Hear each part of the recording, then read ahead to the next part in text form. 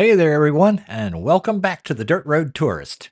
Today, we're diving deep into a crucial aspect of any overlanding adventure, and that's choosing the right tires for your rig.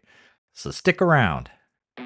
Hello and welcome. My wife Susan and I, we're on a mission to explore the byways of this country to find the food, the people, and even the odd stuff. We're exploring where the roads lead after you leave the interstates behind, and beyond where the roads end.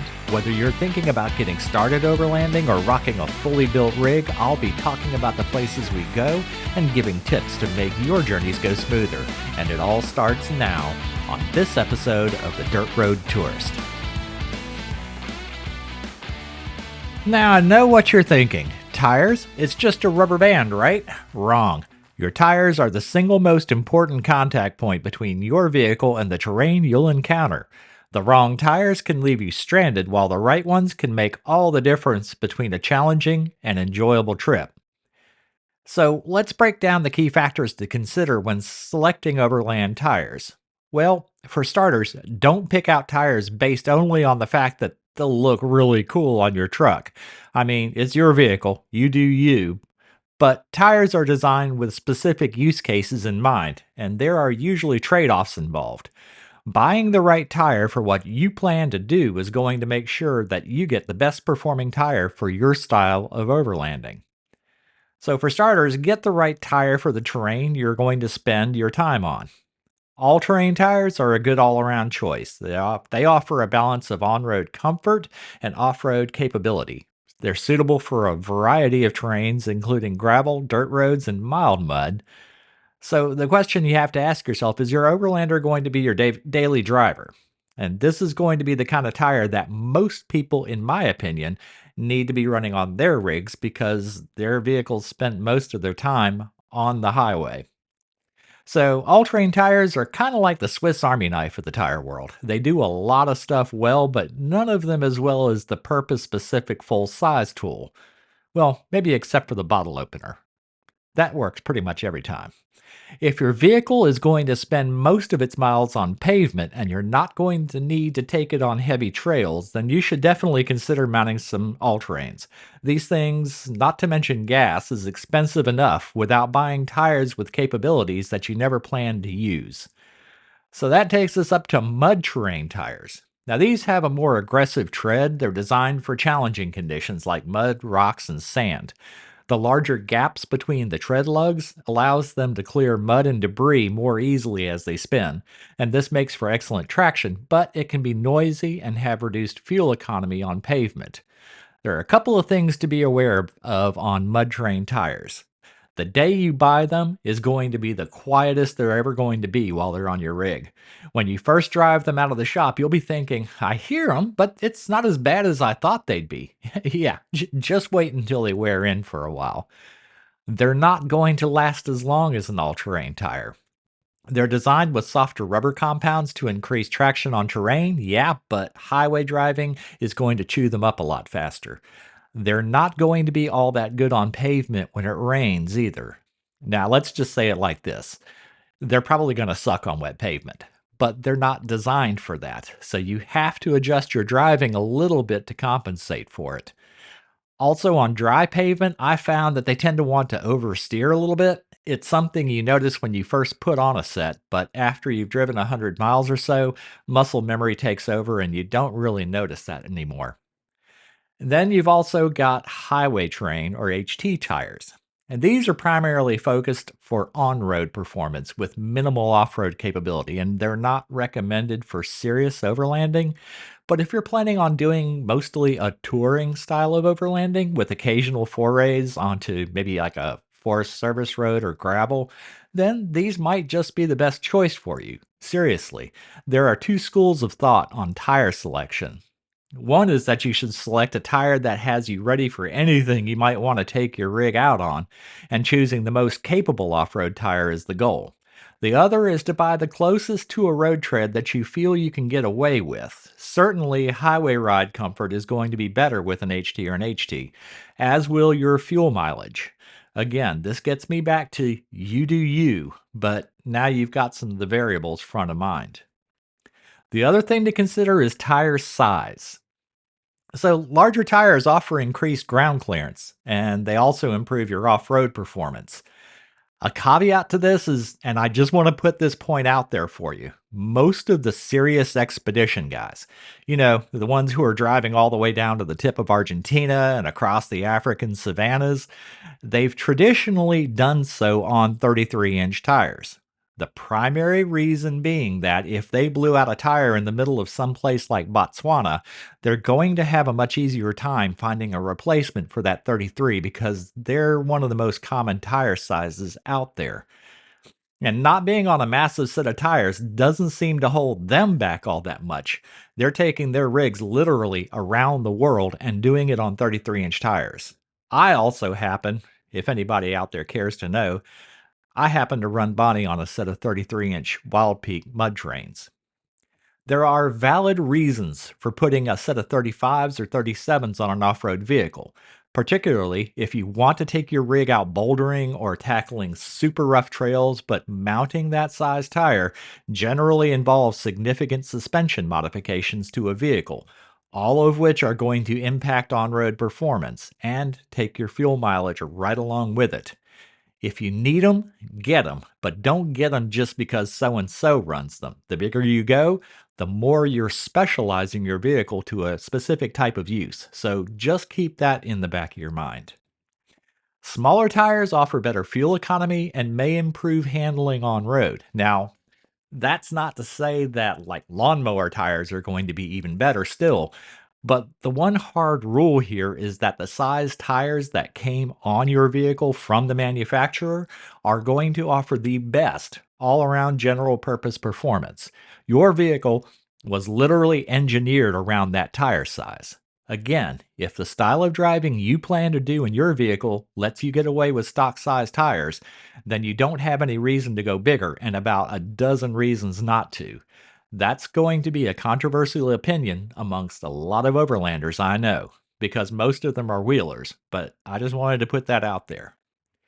An important note is you should always consult your vehicle's owner manual for recommended tire sizes and load ratings.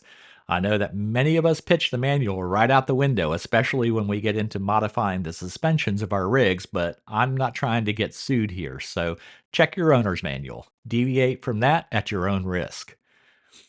Another note, if you're thinking you'd like to step up your tire game on your rig a bit and you're seeking advice, there are going to be Facebook groups dedicated to just about any make, model of vehicle you drive. And these can be a great place to get advice, suggestions, reviews on specific tire models on your specific vehicle. But if you're going to check with a Facebook group, please, and I really can't stress this enough, please, for the love of God, don't ask those poor people in there, what's the largest tire size you can put on your rig without a lift? There's going to be a search bar in any group where you can search for that question and probably come up with 1,000 threads on the topic if the group's been around for any amount of time. Seriously, that question has become a meme in most of the 4x4 vehicle groups. If my little podcast can do anything to stem that tide, then consider this a PSA. Another thing to consider when you're shopping for tires is load index and speed rating. Now, the load index indicates the maximum weight a tire can carry. It's crucial for overlanding with heavy gear. And I'll try to get a little deeper here into load index without geeking out too much on it, but here's the basic breakdown. Typically, the load indexes of the tires used on passenger cars and light trucks, they range from 70 to 126, and you'll see this number printed on the side of the tire. The load index, simply put, tells you how much weight that tire can support at its recommended inflation pressure. And don't worry, I'll get into the inflation pressure thing in a few minutes. So, a load index of 70 means that a tire can support a load of 739 pounds on each tire, while a load index of 126 indicates that a tire can support 3,748 pounds per tire. If you know the weight of your rig, with both gear on board and butts and seats, and you should know this, every truck stop has a vehicle scale, so use one sometime when you're out on a trip. Then you just divide that by 4 and you know the minimum load index tire you should put on your vehicle. When looking at light truck or newer special trailer service tires, ST tires, there are two load indexes branded on the sidewall, separated by a forward slash. So, an example of that would be if you're looking at a light truck 235/75 R15 and you see a 104/101, that tire, that example of that tire has a load index rating of 104 and 101. 104 corresponds to 1,984 pounds, and 101 corresponds to 1,819 pounds. So, what is the true load carrying capacity of the tire?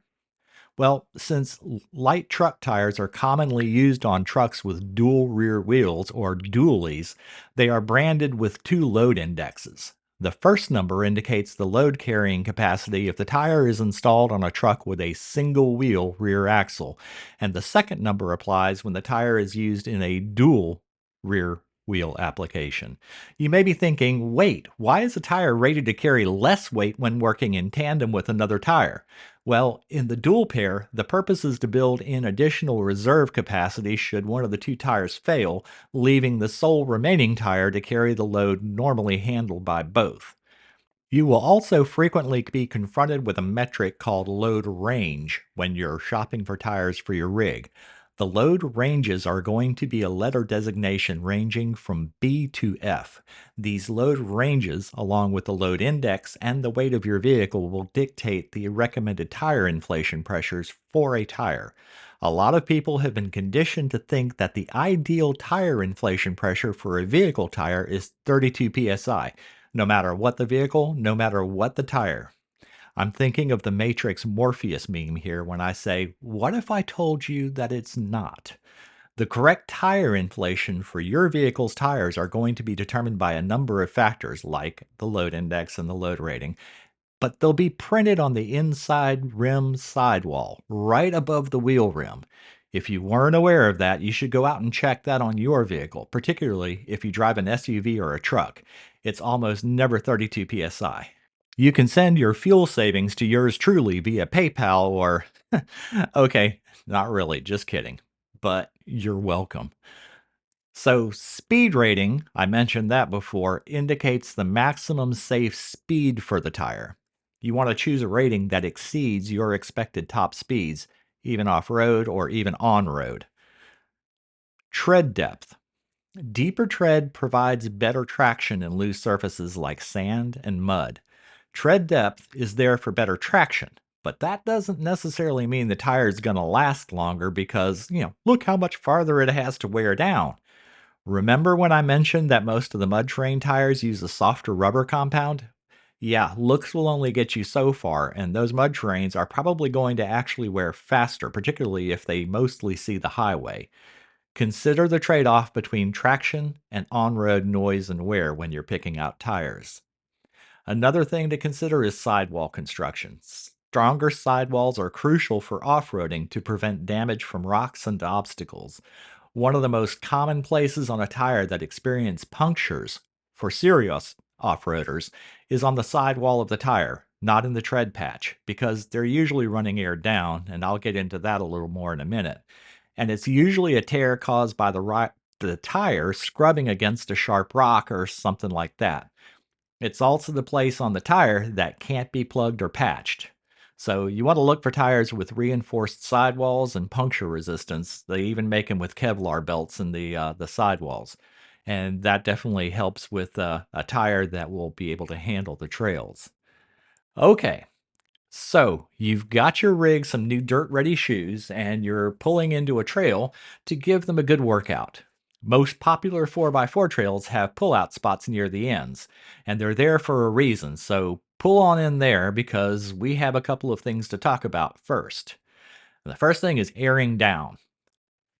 I know, I just told you that your tire's best inflation pressure is probably something north of 32 psi, but if you're going to get your rig out into a dirt trail or onto a beach, or maybe you're going to try to get her a little muddy, you're going to need a lower tire pressure. Why? Yeah, you probably shouldn't have asked that, but I'll try to keep it short. Lowering the tire pressure when going off road accomplishes a few things. It increases the patch area, or the part of the tire tread that comes in contact with the ground. More area of contact means more friction, means more traction. Less tire pressure allows your tires to kind of flex and wrap around any rocks that they go over, which reduces the chances that they'll be punctured by those rocks. It makes a trail with a lot of rocks more comfortable for you and your passengers. Your vehicle has a system of springs and shock absorbers to smooth out the bumps you encounter. Lowering your tire air pressure is kind of like adding a suspension system for your suspension system. Well, sort of. Anyway, you're saying, okay, sold. Lower the tire pressure. Got it. To what? Yeah, you're not going to like the answer. It depends. Depends on the type and size of tire, the width of the tire, the kind of rim you have them mounted on, the weight of the vehicle, the type of terrain. The ideal tire pressure can be a bit of a moving target. There are some simple rules, though. Most guys I know out there just drop their tires to 20 pounds when they hit the trails. On the road, 35, 40, whatever their tire says. Off road, 20. Done. However, for some guys who are running those really big 35s and 37s, those things are so big and heavy and the sidewalls are so thick and they're so wide that they're not even close to deforming at 20 psi to get that better contact patch. Those guys are often running their tires on special beadlock rims so that they can take theirs all the way down to 8 to 12 psi or even lower. It can be a little bit trial and error to dial in the right pressure for your vehicle and your equipment and your tires. You basically don't want to run them down to the point where you risk breaking the bead or your tires seal against the rim. And a little experimentation, you'll find out what's most comfortable for you and what gets you the kind of traction that you're looking for when you're off road.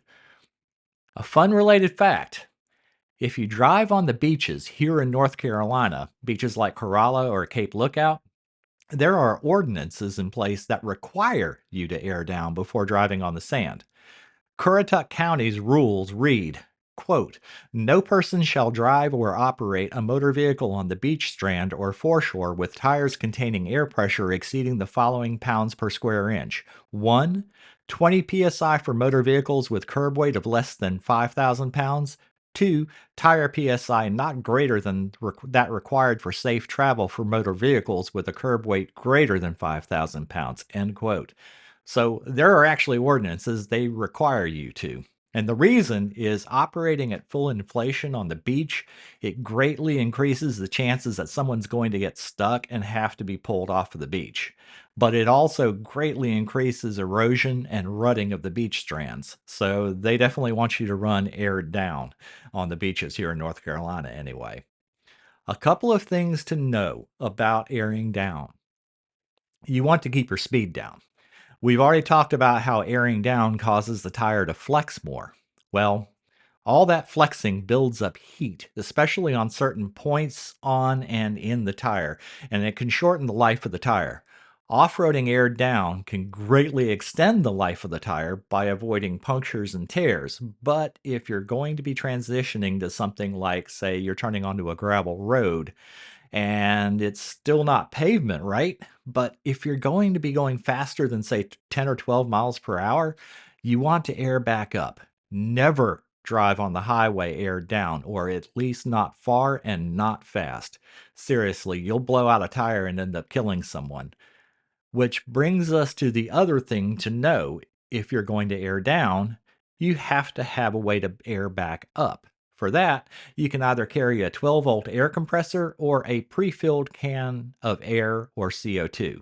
There are these refillable canisters that you can have filled and then hook them up to your tires for a refill. And they usually fill these things up to like 120 psi or something, so that whenever you hook them up to your tires, you can inflate tires a bunch of times using these things. A lot of guys really like them. They're kind of expensive, but boy, they're quick. You can get your tires aired back up in a hurry with those things. Now, air compressors come mostly in single cylinder or dual cylinder flavors. The duals are going to get you aired up and back on the road faster. One of the really popular ones around the overlanding community is the one made by ARB.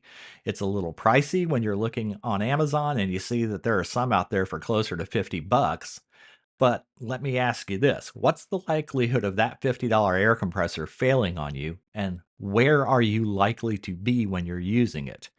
Just let that thought guide your purchase decision. While we're talking about letting air out of your tires, what about when all the air comes out of one? You might be going places where AAA just says, nope, sorry, dude, but nope. You want to see civilization again? Well, you're going to need a tire guy, and congratulations, you're hired and you start work right now. Pick up a good tire patch kit. But Ken, we're not doing the hardcore off-roading. We're mostly going to be touring to wineries and camping at state park campgrounds. Surely we don't need. Yeah, you're going to get tempted by that Instagrammy waterfall that's down off of a Forest Service road, so just get one. They're only 18 to 30 bucks for a decent one, and they're easy to stash in your rig. But don't just buy one and stash it. Practice with the thing first. Find a used or expended tire that it doesn't matter if you tear it up, and practice using your plug kit. When you're out on a trail, your rig is sitting in 6 inches of mud, it's pouring rain, and oh yeah, it's night. They don't go flat only when you want them to, folks. That's not when you want to be using a tire plug kit for the very first time. One of these kits and a good air compressor can have you back on the trail in a hurry if you're lucky. Now, if you're not lucky and you're looking at a sidewall tear or something that a plug can't fix, then you're going to have to change out that tire. You just got that shiny new lift kit installed and larger tires mounted on your rig. Good for you. Did you spend the money to get 5 of those bigger tires? Uh huh. Yeah, but you can run a smaller diameter tire for short distances to get somewhere to get the damaged tire replaced, right? Well, depends on your drivetrain. You can also tear stuff up spectacularly real quick that way, especially if you have something like lockers and they're engaged. Just let that thought percolate for a minute. And yeah, go get that spare. Also, did you replace your jack? You should be running with something better than the factory scissor jack before you take your rig off road, no matter what, anyway. But after lifting your ride, that jack is going to be worse than useless. A good jack absolutely should be part of your modding budget. Unless you've got room in your rig for a floor jack, your choices are going to fall into two basic categories. There's some oddball stuff out there like a rubber bag that you hook up to the exhaust pipe that I've heard people swear it works, but generally it's two main categories. The first one is farm jacks, and you see these things bolted to the hoods of Jeeps everywhere. They look badass, but I suspect that's the main reason why most of them wind up on the hoods of those Jeeps, especially when you see a whole line of rubber ducks lined up behind them on the dashboard. Okay, be nice, Ken, be nice. Farm jacks are useful for more than just raising the vehicle to change out a tire, but they can be used as a come along and can even get your vehicle unstuck in a bind. But they also have about a dozen different ways that they want to unalive you when you're using them. So unless you A, actually have lift points on your vehicle to use with a farm jack, and B, really know what you're doing with one, it's best to go with the other kind. What's the other kind? Bottle jacks.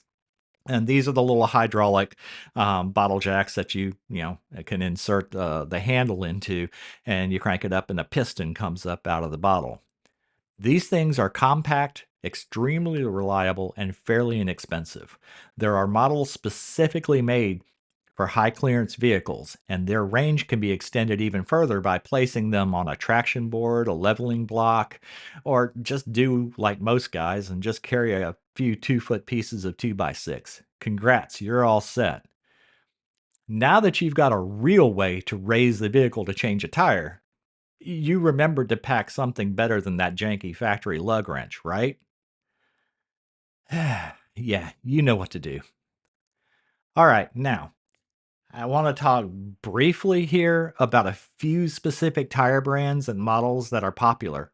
among overlanders, just to kind of give you a starting point to what to look at. So BF Goodrich, they make an all-terrain KO2 tire. And this is a legendary tire known for its durability and off-road performance. They're actually up to the KO3s now, but this is an all-terrain tire that you see just all over the place if you go to any of the overlanding events, and they're real popular. Goodyear also makes a Wrangler Duratrack. This is an excellent all-terrain option. It's got aggressive tread and good strong sidewalls, and a lot of guys like to run those. The Terra Grappler by Nitto. This is a good balance of on-road comfort and off-road capability. I've heard they're pretty quiet and they're pretty well handled on the road, and they do decent, but from what I've heard anyway from guys off-road. The Cooper Discoverer, the Pros, that's a serious tire. You're going to drop a lot of coin for those things, but it's a mud terrain tire with really impressive traction. And I've heard guys say that those things are beasts. But again, you're going to drop a ton of coin on the Cooper Discoverer Pros. Then there's the Falcon Wild Peak. And they have the AT4W now. It's a newer tire with a unique tread pattern. It excels in various terrains, but that it balances, it's another one of the all-terrains that balances on-road performance with off-road. We run the Falcon Wild Peak on Bonnie, but we have the mud terrains. It's 33-inch mud terrains that we run on her. And so far, so good. I haven't had them on that long, but we drove those things all the way up to Maine with those tires on, and the road noise so far has been bearable, and it handled pretty well on that trip, and it's handled itself really well in dirt since we got it. I have no complaints, but give it a good 30,000 miles and get back to me on that. So remember always, though, the best tire for you is going to depend on your specific vehicle, your planned routes, and your driving style. What kind of overlanding are you going to be doing? And pick out the right tire for what you're doing. Don't just get it because it looks good or you think it's going to look great on your vehicle. Get the right one for what you're going to be doing with your vehicle. So you need to do some research, read online reviews, compare tire specifications, and talk to other overlanders is one of the best ways for recommendations. And also, if you're going to be asking other overlanders, particularly in the groups, just remember my PSA up there. Yeah. Consider a tire rotation schedule because this is going to help ensure even wear and it's going to extend the life of your tires.